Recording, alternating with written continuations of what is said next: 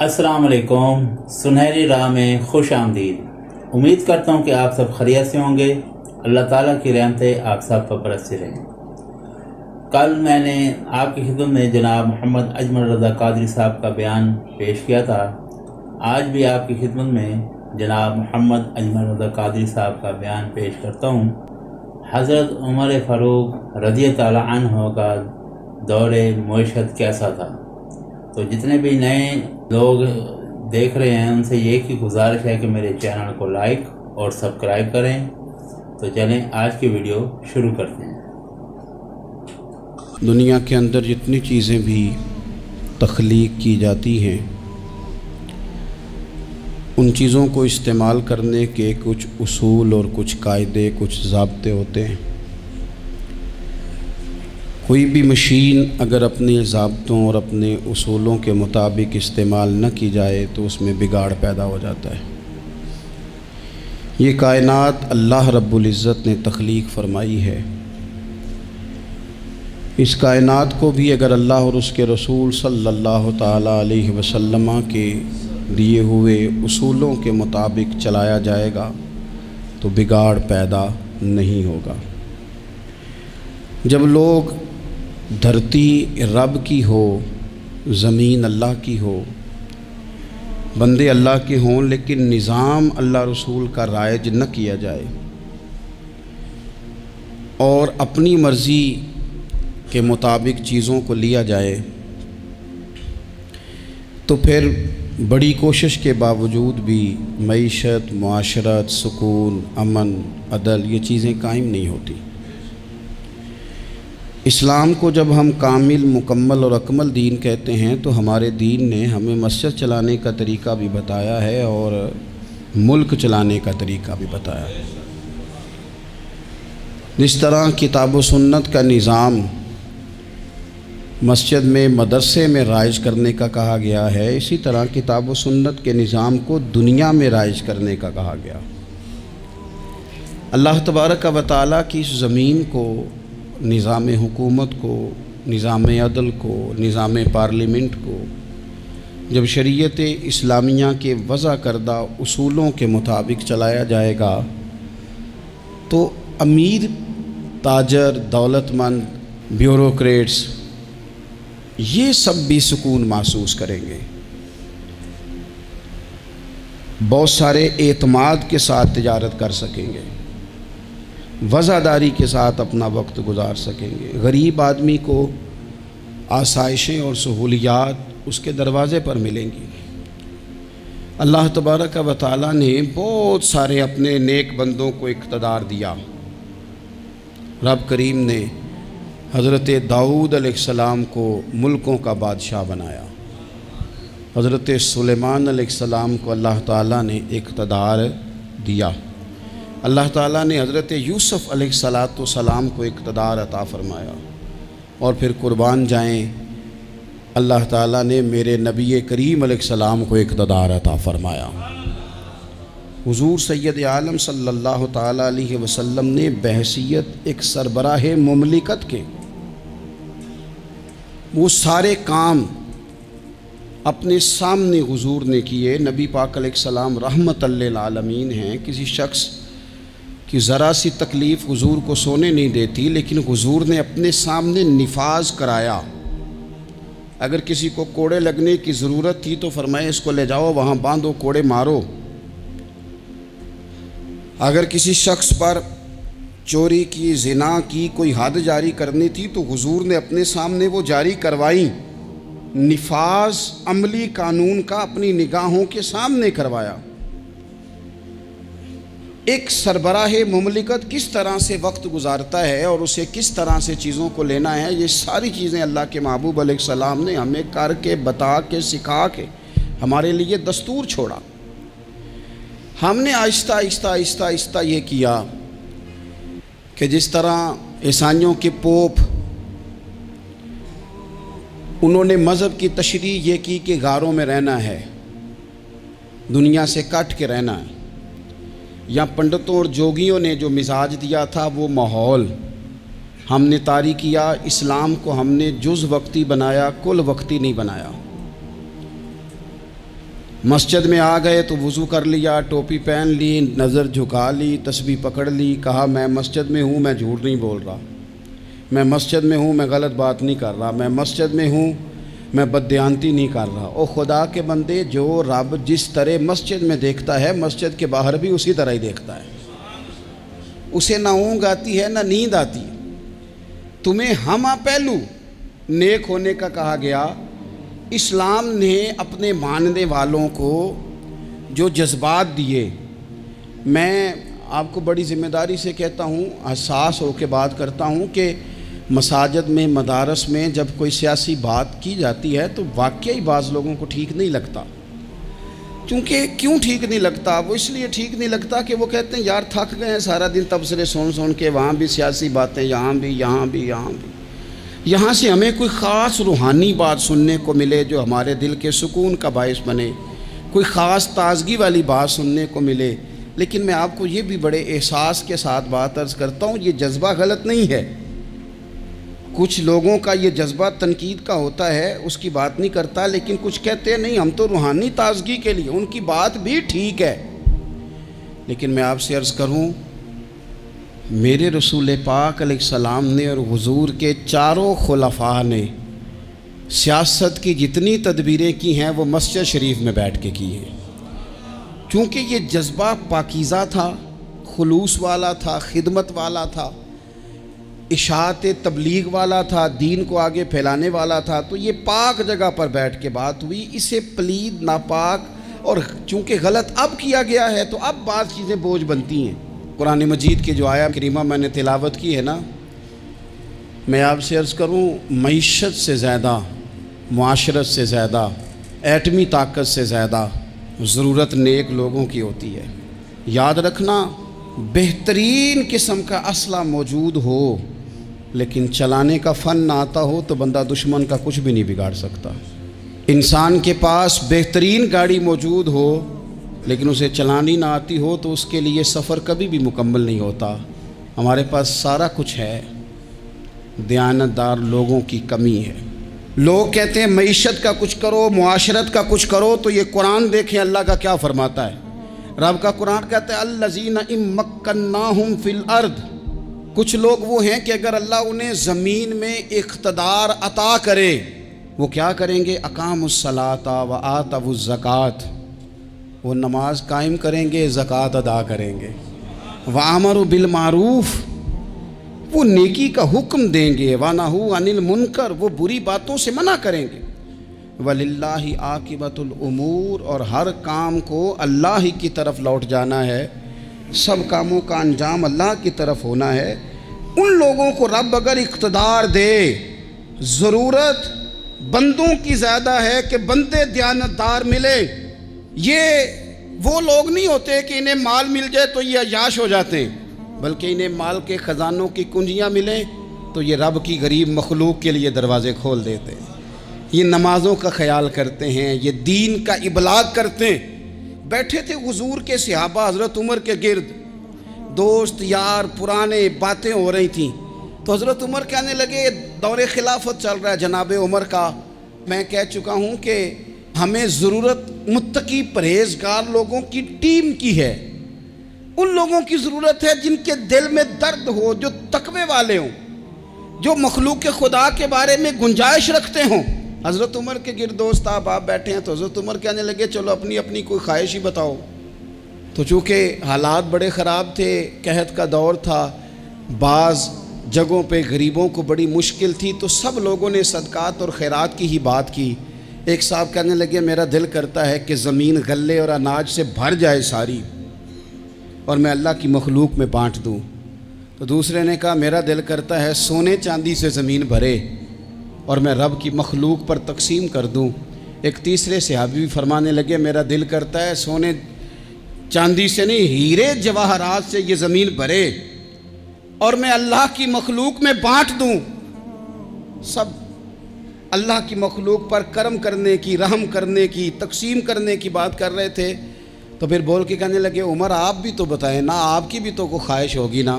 تو حضرت عمر دیر تک خاموش رہے، پھر ٹھنڈی آہ بھری، فرمانے لگے میرا دل کرتا ہے یہ زمین حضرت معاذ بن جبل جیسے لوگوں سے بھر جائے، میرا دل کرتا ہے یہ زمین حضرت حذیفہ بن یمان جیسے لوگوں سے بھر جائے، میرا دل کرتا ہے یہ زمین حضرت ابو عبیدہ بن جراح جیسے لوگوں سے بھر جائے، یہ زمین ان لوگوں سے بھر جائے اور میں پھر ان سب لوگوں کو ساتھ ملا کے زمین پہ رب کی اطاعت کا چلن عام کر دوں، لوگوں کو رب رسول کا فرما بردار بنا دیا جائے، خیر والے لوگوں سے زمین بھرے۔ میری خواہش یہ ہے جب خیر والے لوگوں سے زمین بھر جاتی ہے پھر معیشت بھی ٹھیک ہو جاتی ہے، معاشرت بھی ٹھیک ہو جاتی ہے، دفاعی محاذ پر بھی لوگ کامیاب ہو جاتے ہیں، تعلیم اور صحت کے شعبوں میں بھی مضبوطی آتی ہے۔ شرط یہ ہے تم نے پوچھی ہے امامت کی حقیقت مجھ سے، خدا تجھے میری طرح صاحب اسرار کرے،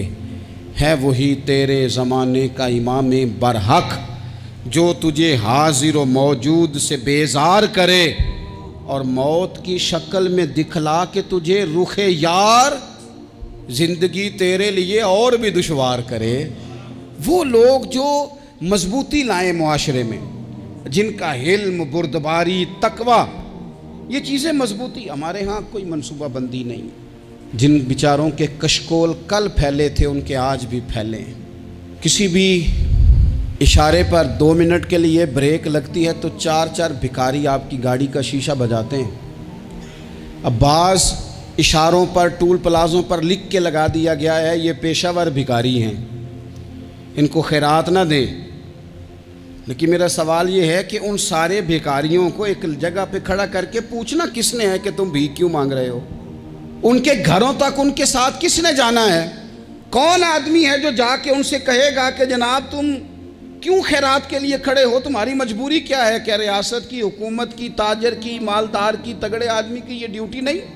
ان تک رسائی کس نے حاصل کرنی ہے؟ وہ بیوہ جو پچھلے سال دروازے پہ زکوٰۃ لینے آئی تھی وہ اس سال بھی آئی ہے، وہ خاتون جسے پچھلے سال آٹے کا تھیلا دیا تھا وہ اس سال بھی آئی ہے، وہ خاتون جو پچھلے سال 4 بچوں کو ساتھ لے کر کے چھوٹوں کو آئی تھی وہ آج بھی اسی طرح کشکول طلب دراز کیے ہوئے ہے۔ اور حضرت عمر کیا فرماتے ہیں؟ سیدنا فاروق اعظم رضی اللہ تعالیٰ عنہ ارشاد فرماتے ہیں، اس کو امام بہقی نے اور امام سیوطی نے نقل کیا ہے، حضرت عمر فرمایا کرتے تھے کہ اگر میں زندہ رہا تو عراق والوں میں تمہاری بیواؤں کے لیے ضرورت کا اتنا سامان کر جاؤں گا کہ بی بی جب تک زندہ رہے گی کسی کی محتاج نہیں ہوگی، اس کے لیے اس طرح کے اسباب پیدا کر دیے جائیں گے کہ اسے حاجت نہیں ہوگی، اس کے لیے مستقل بنیادوں پر اس کے اخراجات دیکھ کر اس کے لیے اہتمام کر دیا جائے، اسے دوبارہ کشکول طلب دراز کرنے کی ضرورت نہیں پڑے گی۔ ایک صحابی تھے حضرت جناب سیدنا خفاف بن ایما غفاری رضی اللہ تعالیٰ، انہوں نے بڑا کردار ادا کیا تھا میدان احد میں، انہوں نے اور ان کے صاحبزادے نے۔ تو ان کی بیٹی ایک دن حضرت عمر کے پاس آئی، اب وہ بیٹی بیاہ کے جا چکی تھی، اس کی شادی ہو گئی تھی، حضرت خفاف بن ایما رضی اللہ تعالیٰ عنہ کی صاحبزادی اپنے سسرال چلی گئی تھی، وہاں اس کا خامد انتقال کر گیا، وہ خاتون واپس آ گئی، وہ حضرت عمر سے ملی، بیوہ عورت۔ اس بیوہ خاتون نے آ کے یہاں تو میرے بھائی وہ فوجی بیچارے جن کی بیویاں، جن کو ایک تقریب میں تو خوب ایوارڈ دینے کے لیے بلایا جاتا ہے، میں نے یتیمی کا وقت گزارا ہے، مجھے پتہ ہے کہ 2-4 مہینے لوگ آ کے کہتے ہیں کوئی حکم ہو جاتے 10 آ جائے، پھر جب 1 سال گزر جاتا ہے تو پھر لوگ کہتے ہیں 4 بھرا نے کام کیوں نہیں کرتے؟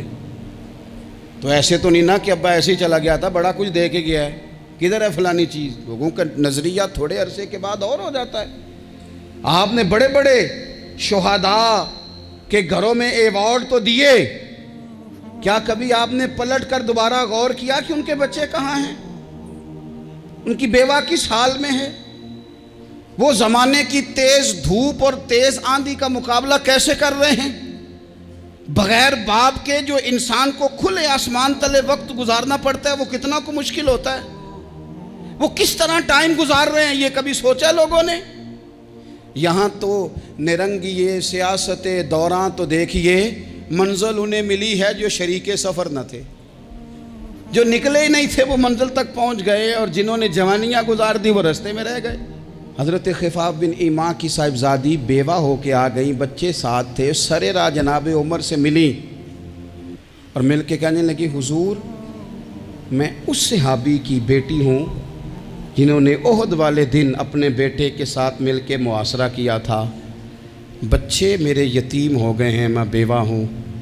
حضرت فاروق اعظم رضی اللہ تعالیٰ عنہ نے فہرست نہیں مانگی، خرچے کی ڈیٹیل نہیں مانگی، تم آنا فلانے سے ملنا، پرسوں 9 بجے آ جانا دفتر، یہ کوئی بات نہیں کی۔ حضرت عمر غور سے کھڑے، اس بیٹی کی بات سنی، چھم چھم سیدنا فاروق کی آنکھوں سے آنسو گرے، دوڑ کے گھر گئے، ایک اونٹ نکالا، وہاں سے مال غنیمت کا مال کے بھر کے 2 بوریاں، اور بوریوں میں کیا تھا؟ چاندی بھی تھی، نقدی پیسے بھی تھے، کچھ ضرورت کا سامان بھی تھا، غلہ بھی تھا۔ 2 بوریاں بھر کے اونٹ پہ رکھ کے خود لگام اس بیٹی کے ہاتھ میں تھما کے کا پتر سامان بھی تیرا ہے، اونٹ بھی تیرا ہے، اور یہ نہ سمجھنا یہی کچھ تجھے دیا ہے، جب یہ ختم ہوگا تو رب تیرے لیے اور بندوبست فرمائے گا۔ کیا مانا؟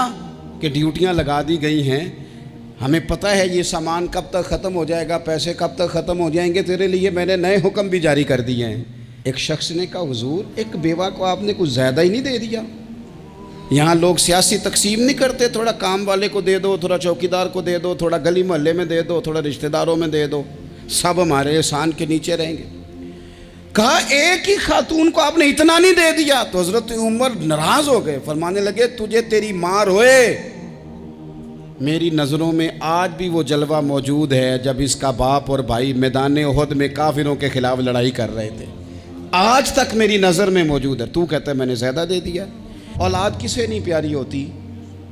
بچوں کو دیکھ دیکھ کے بندہ کلیجہ ٹھنڈا کرتا ہے، اولاد کو دیکھ دیکھ کے آنکھوں کو سکون ہوتا ہے، انسان کی طبیعت شاش بشاش ہوتی ہے۔ حضرت عمر وظیفہ لگانے لگے تو حضور کے گھر میں خدمت کرنے والے حضرت اسامہ بن زید کا وظیفہ ڈبل لگایا، اور اپنے بیٹے عبداللہ ابن عمر کا وظیفہ سنگل لگایا۔ تو حضرت اسامہ بن زید کہنے لگے ابا جی میں نے تو ہجرت بھی کی، جہاد بھی کیا، اسامہ تو ان دنوں بچے تھے۔ تو حضرت سیدنا عمر فاروق جواب میں کہنے لگے پتر اسامہ کے والد زید نے بھی حضور کے گھر میں نوکری کی، اسامہ بھی نوکری کر رہا ہے۔ حضرت عمر کی شان کیا ہے زمانہ جانتا ہے، پر پھر بھی حضرت عمر فرمانے لگے تو نے اپنے باپ کے ساتھ ہجرت کی، فرمایا ان کی خدمت زیادہ ہے حضور کے گھر میں، لہذا ان کا وظیفہ بھی زیادہ لگایا جائے گا۔ ہمارے ہاں ہم نہ میرٹ کرنا چاہتے ہیں پر دوسروں کے لیے، اپنے اوپر کسی میرٹ کو ہم قابل قبول بالکل نہیں۔ یعنی میں سودا خالص لینا چاہتا ہوں دکان سے، تو آپ بتائیں آپ جو سودا بیچتے ہیں وہ خالص ہی بیچتے ہیں؟ آپ کو تو خالص چاہیے، لیکن آپ بھی تو کچھ نہ کچھ بیچتے ہیں، آپ کا خالص ہے، اگر آپ خالص بیچ رہے ہیں تو انشاءاللہ ملے گا بھی خالص۔ چادریں آئی تھیں مال غنیمت میں، ڈھیر ساری چادریں، ڈھیر ساری۔ حضرت عمر نے صحابہ کرام علیہم رضوان کی ازواج پر، صحابیات پر وہ چادریں تقسیم کر دیں۔ ایک چادر بڑی خوبصورت نکلی اندر سے، تو سب کہنے لگے حضور یہ نا خاتون اول کے لیے سوٹ کرے گی، آپ کی اہلیہ کے لیے سوٹ کرے گی، کبھی آپ گھر لے جائیں نا، یہ سب سے بہتر ہے۔ تو یہ حضرت عمر کی بالغ نظری ہے، وہ کیا بندہ ہوا جس کی ہر جگہ نظر ہی نہ ہو۔ حضرت سیدنا عمر فاروق رضی اللہ تعالیٰ عنہ کہا جناب یہ چادر بڑی حسین ہے، آپ کے گھر والوں پہ جچے گی۔ تو حضرت عمر فرمانے لگے نہیں، ایک صحابیہ ہیں حضرت ام سلیت رضی اللہ تعالیٰ عنہ، انہیں بلاؤ، یہ چادر انہیں دوں گا۔ حضور اس خاتون کو یہ چادر دینے کی وجہ بھی تو بیان کریں۔ تو حضرت عمر فرمانے لگے جب احد میں ڈھیر سارے لوگ زخمی ہو گئے تھے اور بھگدڑ مچ گئی تھی اور حالات خراب ہو گئے تھے، تو فرمایا میں نے اپنی آنکھوں سے دیکھا کہ اس ایمرجنسی کی حالت میں بھی جناب ام سلیت مشکیزہ پکڑ پکڑ کے زخمیوں کو پانی پلا رہی تھی۔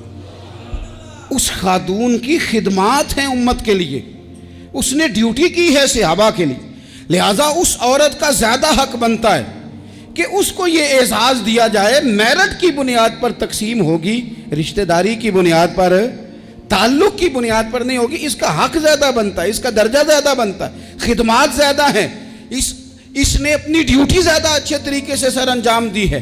جب تک چیزیں آپ وسعت قلبی نہیں لاتے اپنی طبیعت میں, جب تک آپ گنجائش زیادہ پیدا نہیں کرتے, اتنی دیر تک حالات اس طرح کے نہیں ہوتے. پھر ایک اور مصیبت بن گئی ہے, وہ مصیبت ہے لیول کی.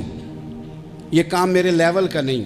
جب آپ اپنے لیول سے نیچے اتریں گے, پروٹوکول سے ذرا نیچے اتریں گے اور چھوٹی چھوٹی باتوں پر خود توجہ دیں گے, چھوٹی چھوٹی چیزوں پر. حضرت عمر جمعہ پڑھا رہے تھے, ایک صحابی دیر سے آئے. اب یہ نماز کا پوچھنا, جمعے کا پوچھنا, مطلب حکمران صاحب تو اوپر لیول کے ہیں, وہ تو پوچھیں گے کہ جناب میرے ساتھ تو آپ قومی سطح کا بندہ بٹھائیں, یہ والی باتیں.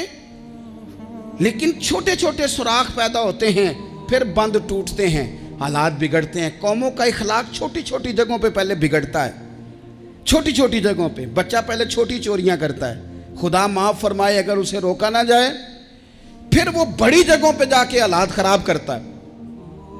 حضرت عمر فاروق ایک صحابی دیر سے جمعہ پڑھنے آئے تو حضرت عمر نے بعد میں بلا لیا, فرمایا تم اتنے سمجھدار آدمی ہو کہ اگر جمعے میں دیر سے آؤ گے تو باقی لوگوں کا کیا بنے گا.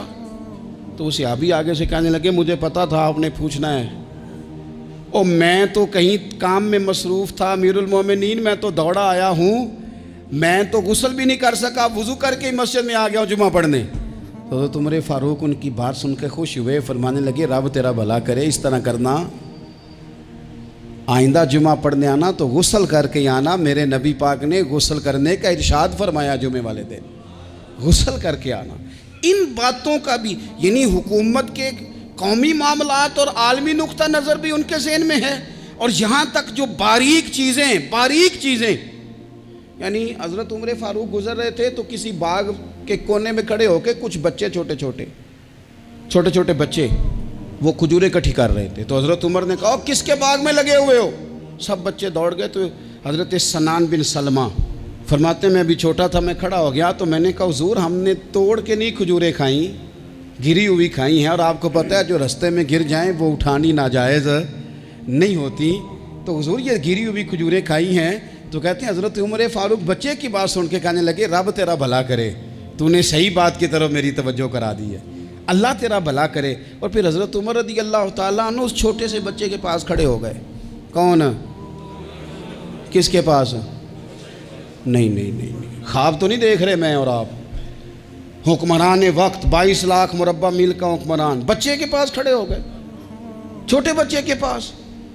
دکان پہ غریب آدمی چڑھ آئے نا, دکاندار صاحب اللہ ماشاءاللہ ان کا مزاج خراب ہو جاتا ہے. وہ تیسری چیز کہ نا وہ والی دکھاؤ تو کہتے لینیاں تو لے, تو جا. اور اگر تگڑا بندہ آ جائے تو کہتے ہیں جناب آپ اس طرح کریں, نشاندہی کر دے, میں انشاءاللہ خرید کے لا کے پیش کر دوں گا. مزاج بدل جاتا ہے. غریبوں کے پاس, چھوٹوں کے پاس, عام آدمی کے پاس آپ جائیں. ہمارے حکمرانوں کا غریب آدمی سے گیپ بہت زیادہ ہے, پیروں کا غریب آدمی سے گیپ بہت زیادہ ہے, بڑے علماء کا عام آدمی سے گیپ زیادہ ہے, تاجروں کا عام آدمی سے گیپ زیادہ ہے, شیشے کے بڑے بڑے محلات میں سوسائٹیوں میں بسنے والوں کا غریبوں سے گیپ زیادہ ہے. اس لیے امیر غریب کی تفریق بڑھ گئی ہے, حالات اور طرح کے ہو گئے. بعض غربا امیروں سے نفرت کرنے لگ گئے. ہماری شادی بیاہ تقریبات افطاریاں ان میں ہم اپنے لیول کے لوگ بلاتے ہیں جن سے ہمیں کاروباری ضروریات وابستہ ہوتی ہیں. ہم نے اس طرح کا ماحول بنایا, اس کا نقصان یہ ہوا ہے کہ معاشرے میں کئی قسم کی سوچیں پنپنے لگی ہیں, وسوسے غالب آنے لگے. بعضوں کا تنگ آمد بجنگ آمد, جب غریبوں کے بچے زیادہ تنگ آتے ہیں پھر ہتھیار اٹھاتے ہیں, پھر قلم چھوڑ دیتے ہیں. سوچنے کی ضرورت ہے ملک میں کہ برائی جنم لیتی کہاں سے ہے. یہاں تک اتر کے حضرت عمر فاروق ان لوگوں سے پیار کرتے. اب وہ بچے نے بات سنا دی حضرت سنان بن سلمہ نے, تو جناب عمر فاروق سے بچے نے فٹافٹ ایک اور فرمائش بھی کر دی. کہنے لگا حضور میں نے کھجوریں زیادہ جمع کر لی ہیں, وہ میرے دوست سارے بھاگ گئے ہیں آپ کو دیکھ کے, اب میں جب جاؤں گا نا تو کھجوریں میرے حصے کی ہیں, ہوں میں غریب بچہ, माड़े घर से ताल्लुक़ है, वो मेरी खजूरें छीन लेंगे। हज़रत उमर के साथ सिपाही भी थे, सारा कुछ भी था। हज़रत उमर ने बच्चे का बाजू पकड़ा, फरमाया चल मैं तुझे तेरे घर छोड़ के आता हूँ। हज़रत उमर उस गरीब के दरवाजे पे दस्तक दे के कहा तेरा पुत्र था, पकड़ के इसलिए लाया हूँ कोई अमीर ज़ादा इस गरीब के बच्चे को तंग ना कर सके, अल्लाह कोई एक भेजना। हज़रत फ़ारूक आज़म का मानने वाला जो गरीब के बच्चे का बाजू थामे और उसे कहे कि कोई अमीर ज़्यादा इस पर जुल्म नहीं करेगा, कोई इसे थप्पड़ नहीं मारेगा, कोई इसके हिस्से के नंबर नहीं लेगा, कोई इसकी जगह रिश्वत दे के नौकरी पे नहीं बैठ जाएगा, कोई इसकी जगह पैसे दे के आगे नहीं बढ़ जाएगा। कोई आए ना जो अश्क शोई करे, जो आंसू पूछे लोगों के। लेकिन यहाँ तो मंजिल उन्हें मिली है जो शरीके सफ़र न थे। मेरे अजीज़ों, इस नहज पर दीन ने हमें असबाक पढ़ाए। इस नहज पर हज़रत उमर छोटी चीज़ों का, मस्जिद नबवी शरीफ में आपने देखा दो लोग ऊंची आवाज़ में बात कर रहे हैं, तो हज़रत उमर ने फरमाया इन्हें बुला के लाओ। बुला के लाया, फरमाया तुम्हें पता नहीं ये हुजूर की मस्जिद है। ला तरफ़ऊ अस्वातकुम फ़ौक़ सौतिन नबी, ए पाए नज़र होश में आ, ये कुव्वे नबी है। आँखों से भी चलना यहाँ बेअदबी है। पता नहीं वहाँ सारे नारे ही गलत हैं। किसी के मुर्दाबाद का नारा हो तो वो भी गलत, और किसी के जिंदाबाद का नारा हो तो वो भी गलत। वहाँ एक ही नारा सिर्फ अच्छा लगता है, वो क्या है? या रसूल अल्लाह उन्जुर हालना, या हबीब अल्लाह इस्मा। वहाँ एक ही नारा अच्छा लगता है कि सोने आ गए हैं, नजर करम हो जाए। या रसूलुल्लाह पहुँच गए हैं, रोज़े दे दुआले ने गुलामा दियाँ टोलियाँ, और वेखो एक पे सुनदा करोड़ां दियाँ बोलियाँ। वहाँ यही नारा अच्छा लगता है। लब वाह हैं, आंखें बंद हैं, फैली हैं झोलियाँ, कितनी मज़े की भीख तेरे पाक दर की है। और कुर्बान जाऊँ अपने इमाम पर, उस कलम पे वारी जिससे वो लिखा करते थे। कहने लगे काबे का नाम तक न लिया, तैबा ही कहा। पूछा जो था किसी ने कि अजीमत किधर की है, उनके तुफैल हज भी खुदा ने करा दिए, वरना असले मुराद हाज़री तो उस पाक दर की है। तो हज़रत फ़ारूक आज़म रज़ी अल्लाह ताला अन्हु ने ना उन दो लोगों को बुलाया और बुला करके फरमाने लगे कहाँ के रहने वाले हो, कहाँ से आए हो? उन्होंने कहा जी हम ताइफ के रहने वाले हैं। फरमाया तुम्हें पता नहीं ये नबी पाक का रोज़ा है, हुजूर की मस्जिद है, यहाँ आवाज़ ऊंची नहीं करते, तुम्हें खबर नहीं? और फिर हज़रत उमर फरमाने लगे अगर तुम मदीने के रहने वाले होते तो मैं तुम्हें कोड़े मारता, मैं तुम्हें सज़ा देता। तुम्हें पता नहीं कि किस तरह का मिजाज और माहौल होना चाहिए। तो हज़रत फ़ारूक आज़म रज़ी अल्लाह ताला अन्हु की जो खिदमात हैं, आपका जो आप तो बाज़ारों में जब जाते थे ना तो फरमाते थे हमारे बाज़ार में सिर्फ वो बंदा आके काम करे जो दीन का इल्म जानता है, जिसे तिजारत के उसूल पता हैं, वो आए। दूसरे को बैठने नहीं देते थे। अपने मिजाज के लिहाज से, अपनी तबीयत के लिहाज से मखलूक के लिए दिलों में नरमी रखते थे, मिजाज में नरमी। एक बात आपने कई दफ़ा सुनी होगी, मेरा बड़ा दिल करता है फिर से उसको दोहराऊं। मैंने उसे सैकड़ों बार पढ़ा है। जब तबीयत पूरी बेचैन होती है और अपनी ज़िम्मेदारियों का एहसास करने को दिल करता है ना, तो फिर ख्याल आता है कि हम भी पढ़ें ज़रा इन चीज़ों को। बार बार पढ़ता हूँ ताकि एहसास ज़िम्मेदारी पैदा हो। आपके ग़ुलाम असलम फरमाते हैं रात को मैं और जनाब उमर निकले थे तो एक मकान में हमने देखा कि एक औरत ने ना, उसके बच्चे बार बार शोर कर रहे हैं और वो कुछ पका रही है, आवाज़ आ रही है। तो हज़रत उमर ने दरवाज़े पे दस्तक दी। कौन है दरवाज़े पे? कहा मैं एक ग़ुलाम हूँ। हज़रत उमर कहते हैं ग़ुलाम हूँ। बहन क्या मसला है, बच्चे क्यों रो रहे हैं? तो बीबी कहने लगी तुम्हें क्यों बताऊँ, जाओ ना अपना काम करो। हज़रत उमर ने इसरार किया तो तल्ख लहजे में, जिससे गुस्सा नहीं कर जाते हुक्मरान, काउंसलर, चेयरमैन, MP, MN नाराज़ नहीं हो जाते, उस तल्ख लहजे में बीबी कहने लगी दुआ करो अल्लाह मेरे और उमर के दरमियान क़यामत में फ़ैसला करे। कैसा हुक्मरान है कि उसकी हुकूमत में मेरे बच्चे भूखे सोते हैं। ये मैंने पानी में रोड़े डाल के चढ़ाए हैं, लेकिन ये पेट की भूख یہ بڑی ڈاڈی ہوتی ہے، یہ نیند بھی نہیں آنے دیتی۔ خیال تھا رو دو کے سو جائیں گے، پر سو بھی نہیں رہے۔ حضرت فاروق اعظم دوڑے گئے، گھر سے سامان اناج غلہ کندھے پہ رکھا۔ خادم کہتے ہیں میں نے کہا کہ مجھے دے دیں، فرمانے لگے چل تو وعدہ کرنا قیامت میں بھی میرے بوجھ اٹھائے گا۔ کہ حضور نہیں، وہ تو میرے بس کی بات نہیں۔ فرمایا پھر مجھے کرنے دیں۔ دوڑے آئے، اس خاتون کے دروازے پر لا کے وہ چیزیں رکھیں۔ کہا بہن اگر تو پردہ کر لے تو یہ غلام نہ آج کھانا پکا دے تیرے بچوں کو۔ پھر وہ گھی چڑھا کے چینی ڈال کے کچھ سامان پکتا تھا وہ کھانا پکایا۔ غلام کہتے ہیں جب پھونکے مارتے تھے تو داڑھی سے دھواں نکلتا تھا، آگ جلاتے تھے دھواں نکلتا، پھر کھانا پکایا، پھر ان بچوں کو کھلایا۔ پھر حضرت عمر فاروق رضی اللہ تعالیٰ عنہ تھوڑے پیچھے بیٹھ گئے تو بچوں کے ساتھ اس طرح کی باتیں کرنے لگے کہ وہ ہنس پڑیں۔ جناب اسلم کہتے ہیں بچے اس بیوہ کے ہنستے تھے، بچے ہنستے تھے اور عمر روتے تھے۔ جب وہ ہنستے تھے تو فاروق روتے تھے۔ پھر وہ بچے آہستہ آہستہ لیٹنے لگے، اور جب وہ سونے کی طرف بڑھنے لگے تو حضرت عمر کہنے لگے بہن میں جاؤں؟ کہنے لگی رب تیرا بھلا کرے، میرا کلیجہ پھٹ جاتا اگر میرے بچوں کو آج شام بھی روٹی نہ ملتی۔ تو سیدنا فاروق اعظم رضی اللہ تعالیٰ عنہ کہنے لگے پھر تو میرے لیے دعا کرے گی؟ کہنے لگی میں دعا کرتی ہوں اللہ عمر کی جگہ تیرے جیسا کو نیک آدمی بٹھا دے۔ تو حضرت عمر کہنے لگے ایک چھوٹی سی گزارش بھی مان لو گی؟ کا کیا؟ فرمانے لگے کوئی یہ میری خدمت اگر پسند آئی ہے تو عمر کو معاف نہیں کر دیتی؟ غلطی ہو گئی، اسے پتہ نہیں تھا۔ اپنے منہ سے کہنے لگے سیاںا بھی نہیں، باشعور بھی نہیں، اسے چاہیے تھا خلافت کی ذمہ داریاں نہ لیتا۔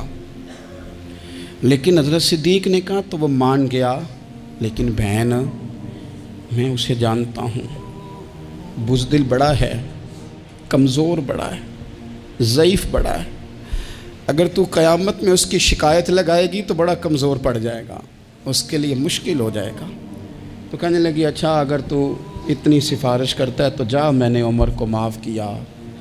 حضرت فاروق اعظم نے چہرے سے کپڑا ہٹایا تو بی بی کہنے لگی اوہو آپ عمر ہیں؟ تو آپ فرمانے لگے میں جو بھی ہوں تو وعدہ کر چکی ہے کہ تو نے عمر کو معاف کیا۔ پھر باہر نکلے اور اپنے خادم جناب اسلم سے کہنے لگے 2 بندے اور بلا اور انہیں گواہ بنا کہ میں نے اس غریب کے روتے بچے ہنسائے ہیں، تو جا کے ان کو بتا میں نے وہ ہنسائے ہیں، اس کے بھوکے بچوں کو میں نے روٹی کھلائی ہے، اور تو گواہ ہو جا کہ اس بی بی نے خود کہا ہے بغیر جبر کے، میری گزارش پہ کہا ہے کہ میں نے عمر کو معاف کی۔ کیوں نہ ہم بھی اپنی اپنی ذمہ داریوں کا احساس کر لیں، کیوں نہ ہم بھی جہاں جہاں ہماری ڈیوٹی ہے ہم بھی وہاں غور کر لیں، کہیں ایسا تو نہیں کہ ہم بھی کمزور پڑ گئے ہیں، ذمہ داری تو لے لی ہے پر اب ہم ادا نہیں کر پا رہے، ورنہ وہاں سے معافی لے لیں۔ اللہ تعالیٰ سیدنا فاروق اعظم کا فیضان عطا کرے۔ آخر دعوایا ان الحمدللہ۔